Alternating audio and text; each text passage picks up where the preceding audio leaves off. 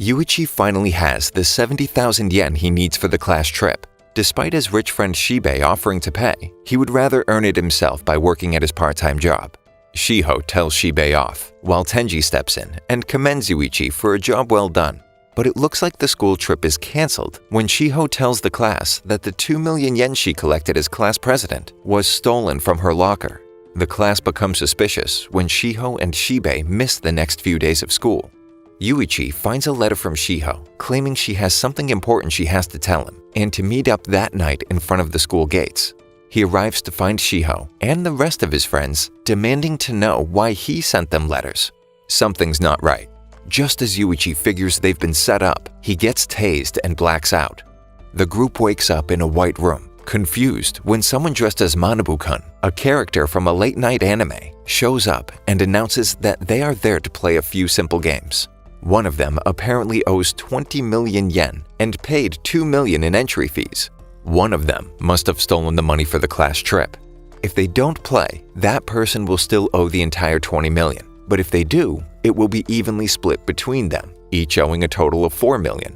If they lose, then they're all on the hook for their individual debt.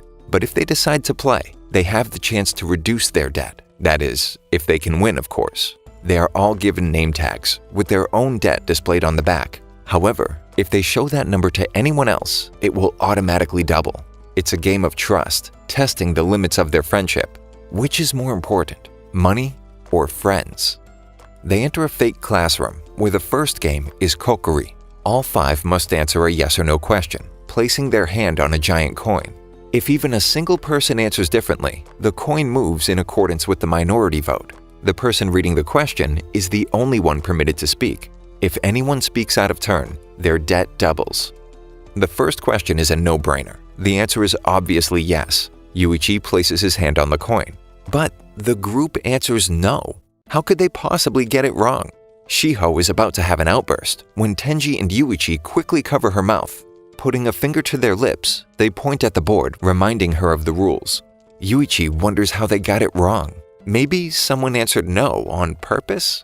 He's confident when the second question is even easier than the first. Someone must have been nervous and got confused. Again, the group answers no. Yuichi suspects there's a traitor in their midst, but what do they have to gain? There has been some fighting recently. Shibei tried to kiss Shiho, and he had to smooth things over. Third question, wrong again. Yuichi starts spiraling, now doubting the people he trusts. It's his turn, but the card is blank. He has to come up with his own question. Well, it's not completely blank. At the bottom, it reveals that if the group gets his question wrong, his debt will be halved. It's starting to make sense now. If they lose the game, the person with the highest debt takes on everyone else's. He has to choose yes, so Yutari doesn't end up with the entire debt. He always treats her better than the others, and she trusts him the most. Despite his efforts, they still get it wrong. He figures it out. The last question won't have any conditions like the other 4. Yutari reads the last question. Will the 5 of them always be friends? Before they can answer, Yuichi's countenance changes. With a smug grin, he asks if anyone knows what color Shiho's underwear is. He knows nobody will speak since their debt will double, just like his. So he accuses someone of being a traitor who's trying to dump all the debt on Yutari. He taunts the others, trying to provoke the traitor.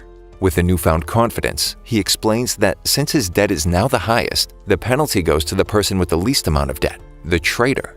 He laughs and pretends he was joking. There's no traitor, right? The bluff works, and the group answers yes, moving on to the next game. Yuichi wants to weed out the traitor before the next game, so he asks how much debt everyone has, to which Tenji replies that they should all have the same amount since they won the game, 3.6 million yen. Tenji wonders if Yuichi's is doubled, but he tells the group that he has the same amount since his was cut in half during his turn.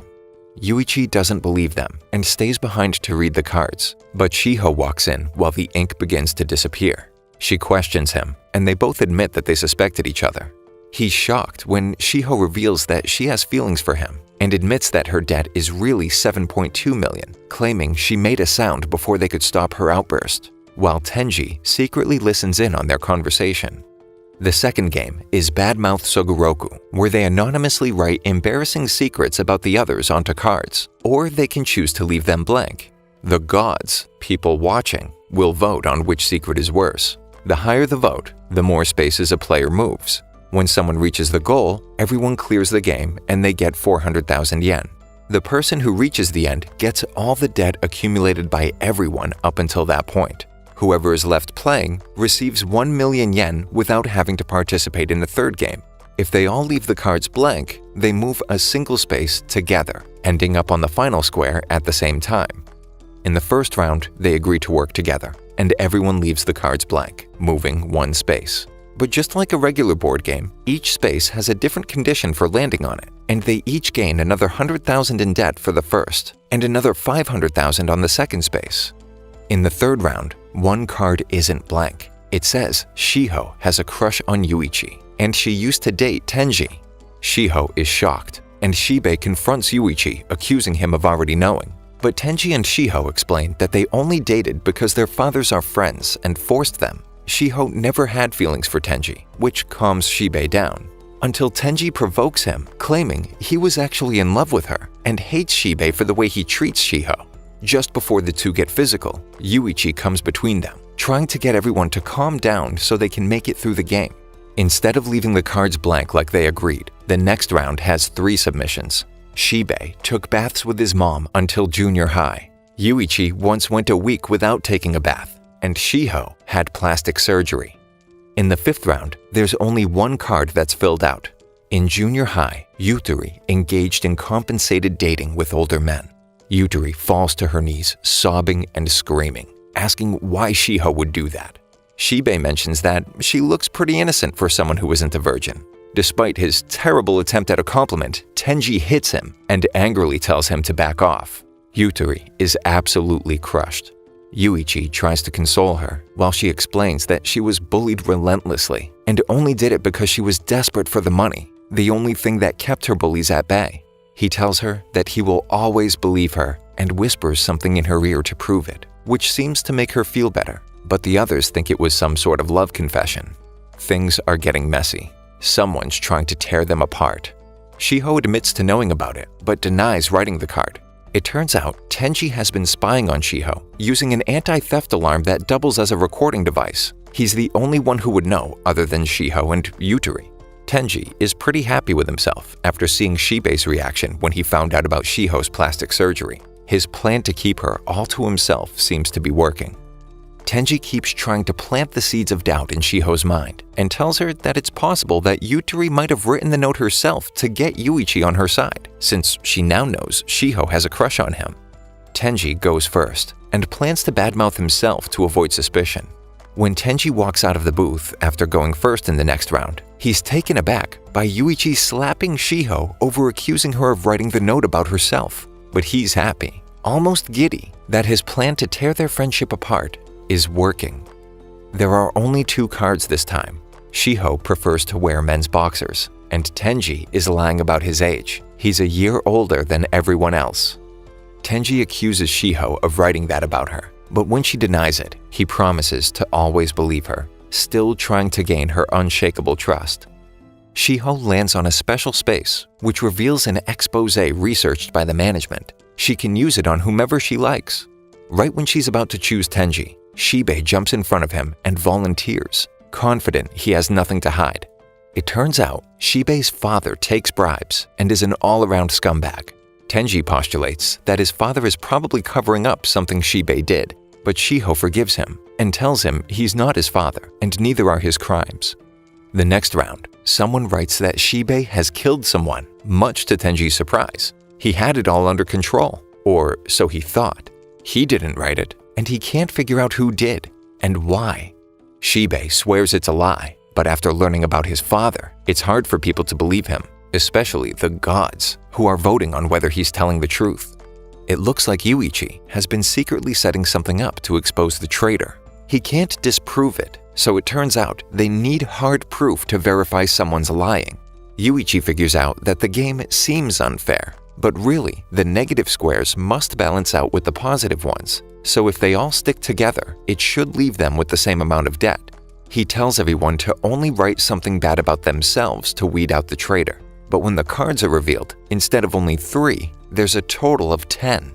The rules don't prohibit anyone from writing as much as they want.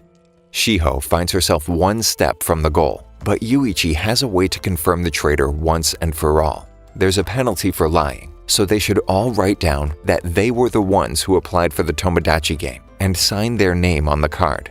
Management can verify that information without leaving it up to the gods. Yuichi makes Tenji go first, but when the cards are revealed, only one person followed through: Tenji. Finally, he admits to being the traitor, all according to Yuichi's plan. He set up 3 traps. After the info about Shiho and Tenji came out, he started using the badmouth cards to communicate. To gain Shiho's trust, he told her to reveal the secret about him that only she knew about, which ruled her out. Then, during round 5, he told Yutari to write something about Shiho to gain her trust while continuing to pretend that she and Shiho were still fighting. Tenji's lying about his age could only have been written by either Tenji or Shibei. Slapping Shiho was another opportunity to pass a note.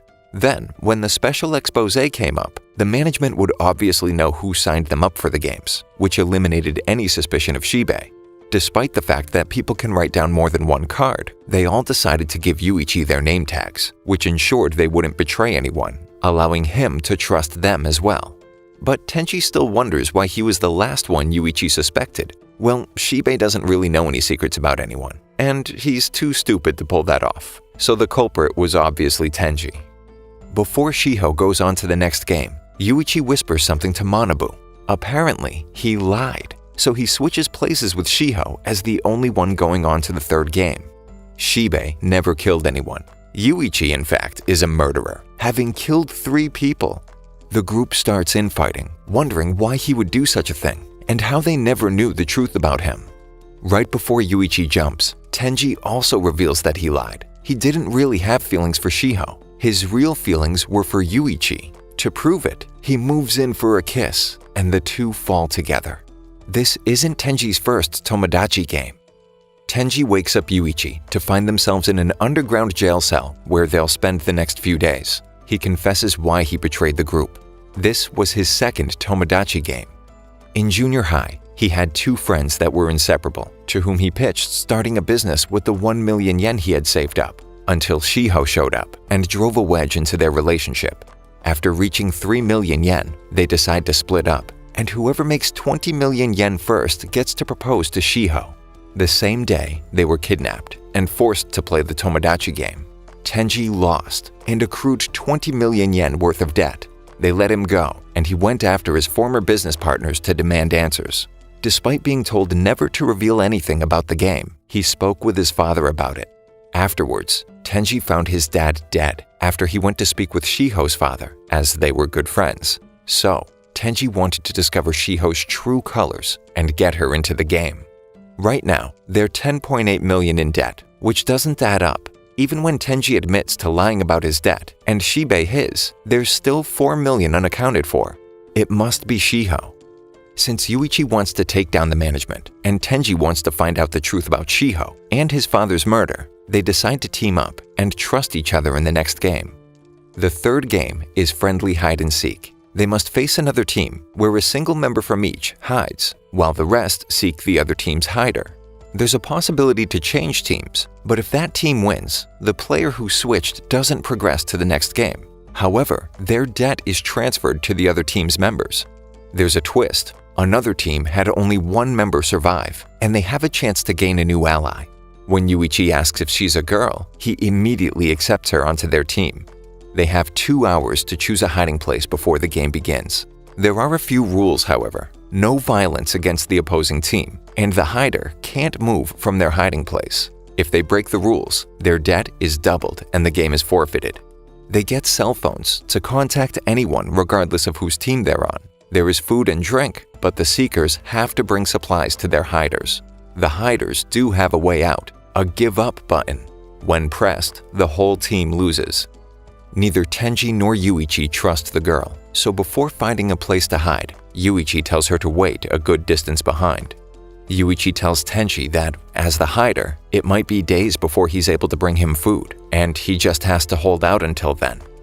After 2 days, Tenji begins to become paranoid that Yuichi is going to betray him, but he stays his hand. Instead, he decides to call him.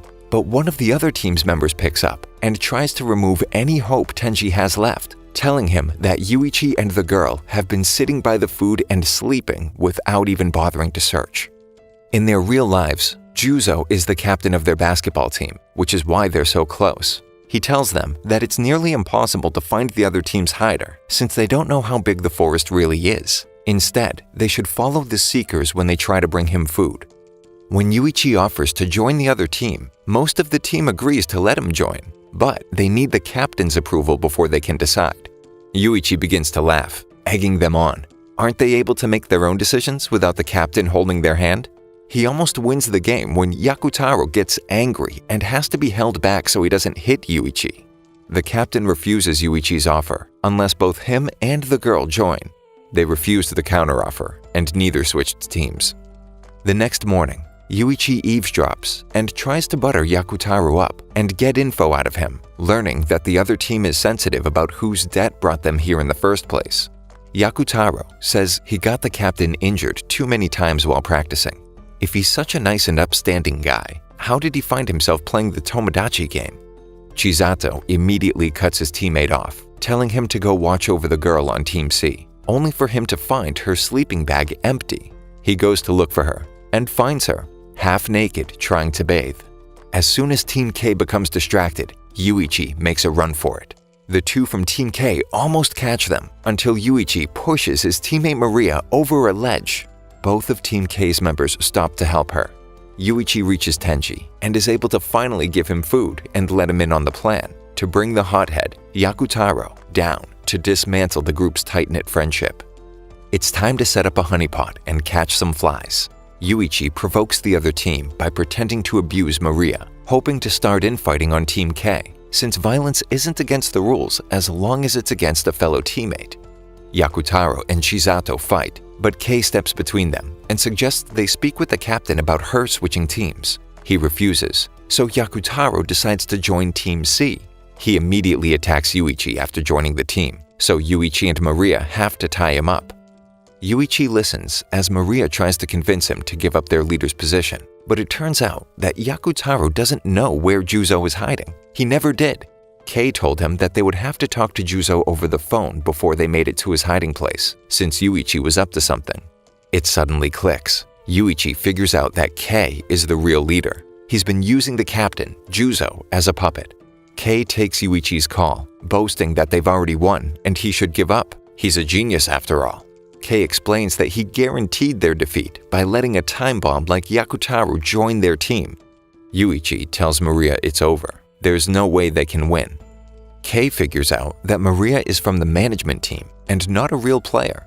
Catching her alone, he asks her to betray Yuichi. He says Team K will win no matter what, and she'll be able to watch Yuichi crumble. Maria then convinces Yuichi to tell her where the hiding place is before switching sides and telling Kei right in front of him. Yuichi can't believe she'd do this after everything they've done and drops to his knees, screaming. Kei is so confident that he leaves Yuichi alone. He calls Tenji and provokes him to yell so he can pinpoint his exact location. He tells Tenji their loss was inevitable. He is a genius after all. The game of hide-and-seek is over. Despite Team K completing the objective, it turns out that Team C won after all. Yuichi forced their hider to give up and press the button, forfeiting the game. He used Juzo's responsibility for his team against him by beating Yakutaro while on the phone so he could hear every punch. If he didn't press the button, Yuichi promised to break Yakutaro's fingers. One was all it took for him to give up. Yuichi let the captain hit him as many times as he did Yakutaro for payback, but Yakutaro held him back, telling him it was enough. The captain won't stop. That is, until he saw his teammate's hand. His finger was still intact. It turns out that Yuichi broke his own finger just to secure victory. Kei is furious and refuses to accept defeat, but his team would have lost respect for Juzo if he hadn't pressed the button. Tenji apologizes to Yuichi and believes that he is, after all, a good person. However, Yuichi doubts him. If he were his old self, he wouldn't hesitate to break Yakutaro's fingers to win. They're allowed to go home for a bit after the third game, just like the other friends after the second, but they are warned not to talk about the games or run away. When Yuichi and Tenji return to school, They only find Yutari. Shiho and Shibei have disappeared. Shiho was immediately accused of stealing the trip money, along with Shibei. 2 days later, Shibei's dad was arrested, and they stopped coming to school again. 2 of Shibei's friends burst through the door, wondering why they aren't with him. Showing up at his house, they discover that he's being arrested for murder. Tenji recognizes Shiho's dad at the scene, and he warns him to stay out of it. He threatens their loved ones if they get involved, while Yuichi calls his bluff, saying he'll have to come straight at him since he has no one to lose. Yutari finds them on their way back, but Yuichi tries to get rid of her and make sure she doesn't ever talk to them again for her own protection. But when Tenji and Yuichi get a call telling them she's been kidnapped, they're asked to play another game. But this isn't Tomodachi. This is real. When Yuichi shows up at the meeting spot, an underground parking lot, it's not Manabu under the mask, but someone who claims to know about his past, Kuroki. There are 3 rounds where Yutari has to choose between Yuichi or herself. Choosing herself means she receives 1/3 of the pain that he does. Before they start, he asks why this guy's the leader. Kuroki explains that he's the smartest guy in the room. He has guts, and he's loyal to his friends. The first round goes to Yuichi. He's rocked 3 times by a huge goon. The second round goes to Yuichi, who gets 3 of his fingernails ripped out with a pair of pliers. And the third round is either being stabbed in the hand 3 times, or, if she so chooses, Yutari can dance naked in front of everyone for 1 minute. Yuichi doesn't blame Yutari for anything. She's a victim. It's not her fault. Now it's Yuichi's time to propose a game. Rock, paper, scissors. If Kuroki loses using paper, he gets 5 fingers cut off. Using scissors, he loses 2. However, winning with rock means he can keep all of them. Yuichi muses that he can only throw rock and paper with his bad hand, so he should have a pretty big advantage. And if Kuroki wins, he gets 10 million yen. He refuses at first, but Yuichi says he'll give everyone there 1 million yen as a bonus. Kuroki's crew cheers him on. Confident he can't lose, he agrees. Kuroki throws paper, since Yuichi promises he won't. But Kuroki wasn't expecting him to throw scissors. Nobody said he couldn't use his left hand. The real Tomodachi game management team shows up with Tenji, who called them after Yuichi found the kidnapping call suspicious. Yuichi gives him a way out before cutting off his fingers. If one of his friends steps forward, he'll only cut off 1 of their fingers. But no one does, despite his insults and desperation. Yuichi passes out before going through with it.